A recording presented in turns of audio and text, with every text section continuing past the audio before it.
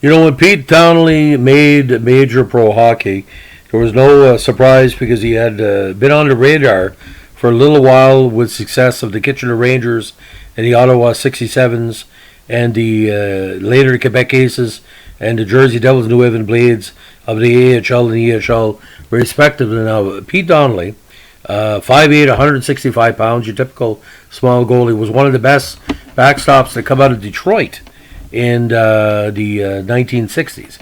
Now, he skated for numerous teams during his career, including three of the most popular teams in the WHA, including the New York Raiders, the Quebec Nordiques, and Vancouver Blazers. Now, he also skated with the QHA's Quebec Aces as well for a little while. Now, the Quebec Aces of the AHL, where he started with, became a sensation because of all the mix of Anglophone and Francophone players on the squad. He was eventually selected by the New York Raiders in the 72 selection draft and joined the Raiders that season, putting up great totals in 47 games. In the offseason, he was traded to Vancouver Blazers, where he played for one campaign before skating with the minor Tulsa Oilers in 75.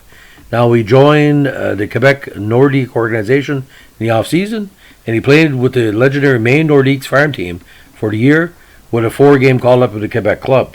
By 76-77, he was out of Major League Hockey, but played one more season professionally with the Long Beach Sharks Rockets of the Pacific Hockey League in 78 before retiring from professional ice hockey. Now, with the Raiders in 73, he went 22-19-2, probably one of the better players on the squad that year because it was a struggle.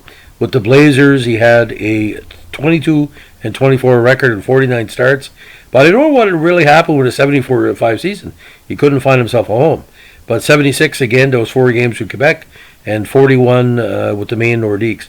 Now, WHA totals, an even 100 games. He had a complete record of 44 in 45 with 2 ties. Almost like a 3.7 average. Didn't play in the playoffs, unfortunately. So, again, 3.71 average. And he had a few shutouts, 5 shutouts in 100 games. That's a good average. Again, 44, and 2. My apologies.